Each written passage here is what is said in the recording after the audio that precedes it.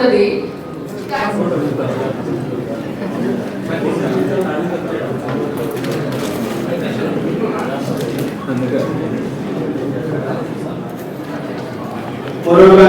College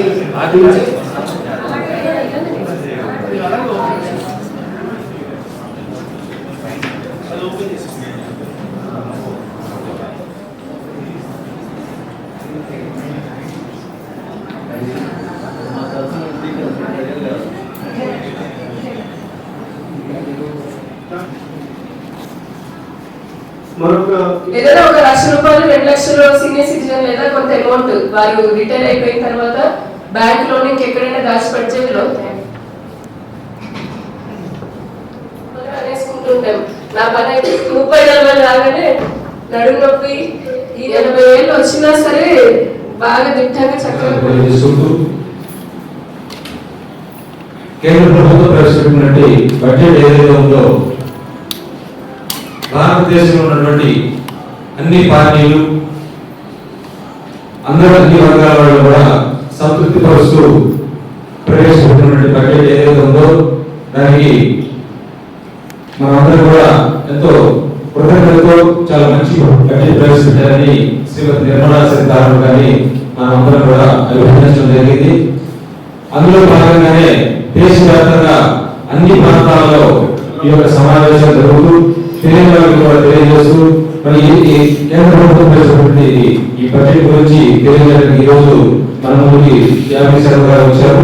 మనం ఉద్దేశించి వారు కేంద్ర బడ్జెట్ మీద ఏ రకంగా ప్రవేశపెట్టారు, ఏ రకంగా అన్ని వర్గాల వారికి ఉపయోగపడుతుందనే విషయాలు మనందరికీ కూడా సవివరంగా తెలియజేస్తారని చెప్పేసి అనుకుంటాం. ఇండస్ట్రీ వర్గం కానీ ఇటు పేదల దగ్గర నుంచి మధ్యతరగతి ఎందుకంటే సహజంగా ఎంత మంచి బడ్జెట్ ప్రవేశపెట్టినా ఎక్కడో అక్కడ కాస్త మధ్యతరగతి వారు మాకేం జరగలేదు లేదా ఇంకా బాగా జరుగుంటే బాగుండేది అని అనేవాళ్ళు. ఎందుకంటే దేశ జనాభాలో మనం అత్యధిక శాతం ఉన్నాం కాబట్టి ఎక్కడో దగ్గర మనకు అలా అనిపించేది.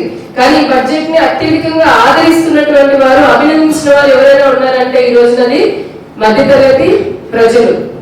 ఎందుకంటే నెలకి ఇప్పుడు మీ అందరూ కూడా ఒక భార్యాభర్త లేదంటే మనకు ఒకరైనా సరే సంపాదన ఒక ₹1,00,000 వరకు ఉంటే ఆదాయము ఇప్పుడు ఆ ₹1,00,000 వరకు సంవత్సరానికి ₹12 లక్షల వరకు కూడా ఆదాయ పన్ను కట్టాల్సిన అవసరం లేదు.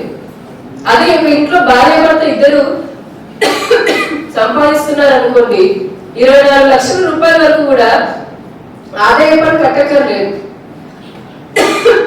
ఒకప్పుడు మధ్యతరగతి ప్రజల కంటే 2 పూట్ల చక్కగా తినడానికి గట్టిగా తింటే ఏదైనా 2 పండుగలు వస్తే కొత్త బట్టలు కొనాలంటే ఇబ్బంది అని అనుకునే స్థితి నుంచి ఈ రోజున ఒక స్టాండర్డ్ మధ్యతరగతి కుటుంబం అంటే ఒక చిన్నపాటి కార్ అయినా ఉంటుంది లేదా కంఫర్టబుల్ మరీ ఎంత లగ్జరియస్ లైఫ్ కాకపోయినా కంఫర్టబుల్ డీసెంట్ ఎర్నింగ్స్ కి అయితే వచ్చాము, అంటే సంపాదనకి అయితే వచ్చాము. మధ్యతరగతి ప్రజల యొక్క ఆదాయం కూడా పెరిగింది. అందుకే గబుక్కుని పానీపూరికి ₹100 అంటే పానీపూరి అయినా తింటున్నాము లేదా 50 అంటే కాఫీ షాప్కి వెళ్ళిన కాఫీ అయినా కుటుంబానికి తాగగలుగుతున్నాము. ఇటువంటి ఎక్స్పెండిచర్ ఏదైతే వినిమయ అంటే మనము సంపాదించుకున్నటువంటి సంపాదనని సంపాదించుకోవడానికి ఎక్కువగా అవకాశాలు కల్పించడం ఒకటైతే, రెండోది ఆ సంపాదించినటువంటి ఆదాయం కష్టపడి వచ్చినటువంటి జీతము ఆదాయం ఏదైతే ఉందో దాన్ని సేవింగ్స్ ఆదా చేసుకోవడానికి కూడా ఈ బడ్జెట్ లో ఎక్కువగా దృష్టి పెట్టింది.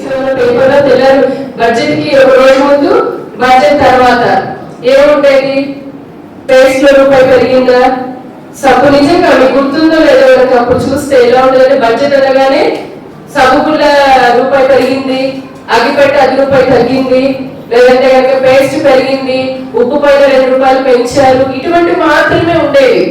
అంటే ఒక దేశ బడ్జెట్ అంటే కేవలం పప్పు ఉప్పు ఇవి నిజంగానే నిత్యావసర వస్తువులు, కానీ అక్కడికి ప్రజల యొక్క జీవన ప్రమాణాలు మెరుగైపోయి దేశం అభివృద్ధి పదాన వెళ్ళిపోతుందని కాదు కదా.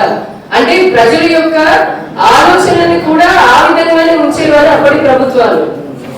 కానీ గడిచిన 10 సంవత్సరాల్లో చూస్తే నరేంద్ర మోదీ గారు భారత ప్రధాని అయిన తర్వాత ఈ భారతదేశం అంటే ఒకప్పుడు మీ స్టాటిస్టిక్స్ మనందరికీ తెలిసిందే. ఇక్కడ నేను ఈ సమావేశం మొత్తంలో ఎక్కడ ఏ ఒక్క రాజకీయ పార్టీ పేరు మా పార్టీ సహా ఏ ఒక్క రాజకీయ పార్టీ పేరు కూడా ఒకసారి కూడా తీసుకురాలి.